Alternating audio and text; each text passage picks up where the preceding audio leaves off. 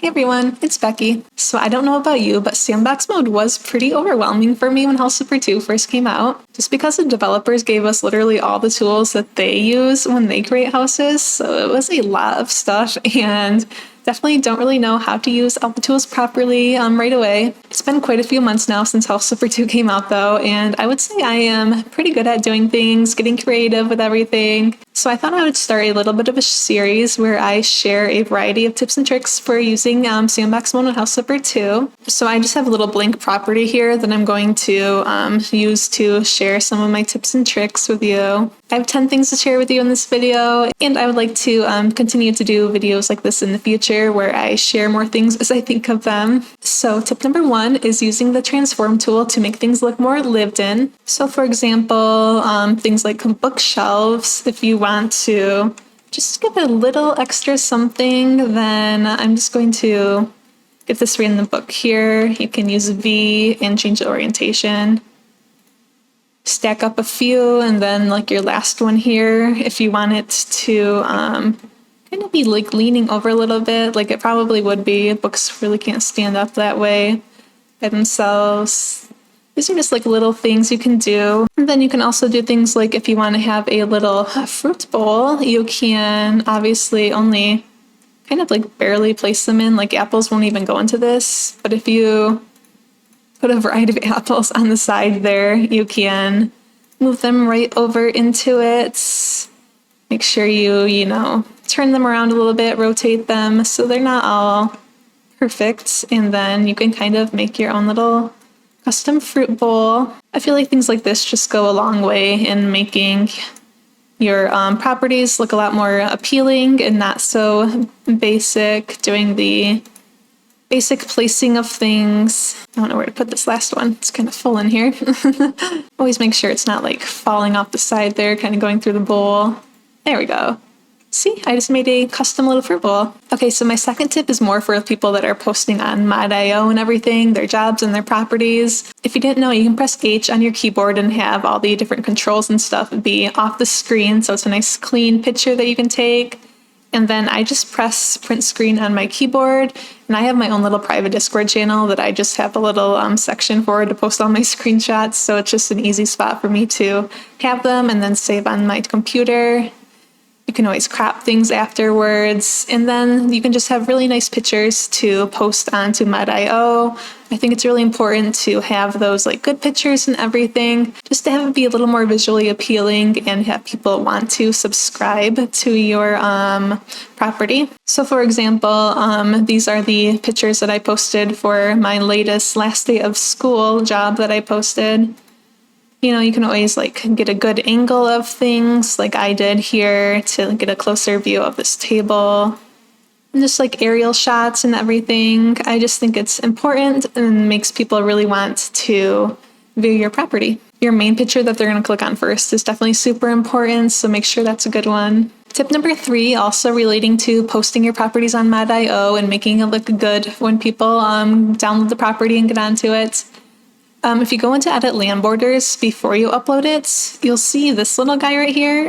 This is setting your player starter position where the person will spawn when they load into your property. So you really want that to be in a good place. You don't want it like in the random corner of a house or something where they can't tell what's going on when they first get into it. If you have like a little driveway or something, whatever looks good to you, you'll just press Q, and then that will be where the player starts when they enter your property. Okay, tip number 4 is a pretty fun one. Hopefully one that we don't have to use forever. I would love if they added water into the game. So this is how to make little ponds and stuff using the pools. I'm so glad someone figured this out because it's definitely very useful. So I'm just gonna make a little indent in the ground right here. That's probably a little too deep. So I'm just gonna make it a little less intense and kind of pop it back up there. So you're just gonna grab a garden pool. It also works for the little kiddie pool. Obviously that's just quite a bit smaller though. And I'm going to place the pool, go into the transform tool, go into grid snapping so you know it's gonna be straight. And then I'm going to just simply flip it all the way upside down, and then you can see that the water is right here. Then all you have to do is push it into the ground there, and then you can kind of situate it wherever you want it to.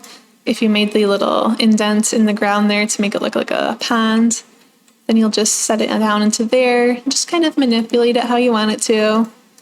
I think it's good if you do a little bit of land painting, so it's more of a dirt in there instead of the grass. It makes it a little more visible. So yeah, that is how it looks. If you want to do more, then you can. There's only a certain amount of pools you can place before you don't get to have the water. But yeah, it's really fun to do that, I think. And then that's what the pool looks like underground. I'm glad we can at least do that. But like I said, fingers crossed that we do have some water feature terrain tools in the future. I already don't know how many tips I've done, but my next tip is about virtual walls. So personally, I like to do a lot of like more open concept builds where you don't have like a whole separate room for the kitchen and the living room and all that.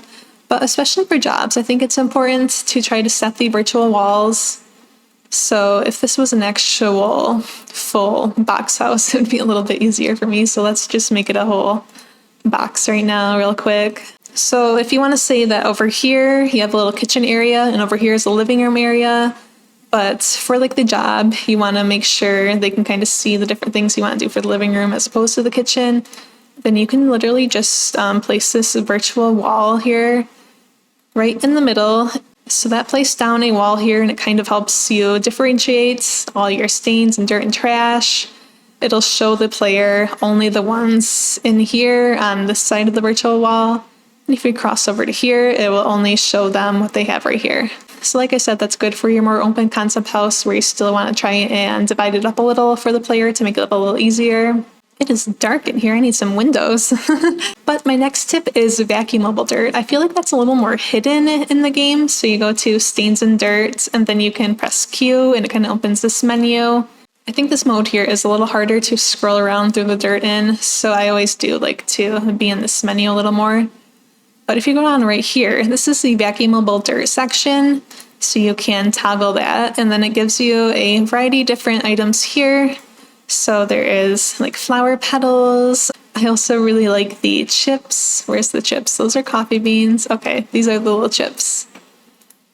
And then in the job mode, people can use the vacuum to clean up the dirt instead of the little brush.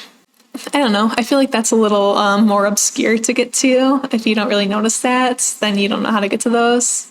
Another tip that I feel like really elevates your properties is using custom artwork. So obviously I use custom artwork a lot, especially when I do a build that is a little more funky. Like my biggest example I can think of right now that I've done is my In-N-Out build, where I did a lot of actual In-N-Out artwork and like the little palm tree borders that I used. Those are like super important to make it look really realistic. If you're doing any type of build that's inspired by an actual store or something, then the custom artwork is definitely a big deal. Or if you want a really themed house, then definitely download your own custom artwork. I usually just get things from Google. Etsy has really cute things, so I just kind of add that right into the game here, so you can go into the user pictures instead of the built-in ones. And as you can see, once it finally loads, I just have a ton of custom artwork that I've added into all of my builds here. Panda Express from my dead mall. Just some random cute things for like kids' rooms I've done. I did my whole subway build, so I have all these posters for that. These are even canvases that I made myself. So yeah, definitely download custom artwork that you find online, all that good stuff. Adds a lot more to your build than just the in-game built-in pictures. Oh, this next one's a good one. This little cube right here, this building molding. This thing does so much. It's just this tiny little unassuming cube when you place it down, but it is so useful just because you can resize it like crazy. You can do anything your heart desires with this, really. You can make it like extremely paper thin. You can make it a little thinner, like if you want a wall but you don't want it to be as thick as a real wall, then this is obviously a great choice. If you want to make any kind of like custom platform bed or something, then you've got this here. I just use this for so much. I use it to make things look like more built in. If you want a different size like door frame, then you can kind of place this in however you want to. Sky's the limit with the cube. Use this cube. You can do any kind of surface on this bad boy. Wood, paint, plaster, any of this, carpet. Very useful. Just if you ever need to do any like very unique size things, just bust out the cube, make it the size you need, and then you are golden. My next tip is to use dirt for more than dirt. If you haven't seen my recent video of me painting classic art pieces using dirt, definitely go watch that. You can use dirt for so many things. I don't even know what to tell you right now. Just paint pictures with it. I did my whole Rapunzel artwork using it. I can make a whole little sun here on the wall right now if I want to. Just a little fun mural. You've got the sun right there. I can use the X marks for the sun rays. So we got that going. Doesn't look that great because it's on the little cinder blocks here, but you get the drill. There's just so many dirt pieces here that you can use. Get creative with it. It's really fun. Okay, my last tip is making things look a little more custom using the transform tool as well. So say if I go to the storage, I go to like the medium storage, and I really like this little dresser here, but I would like it to be like looking like one big dresser, not having that gap in there.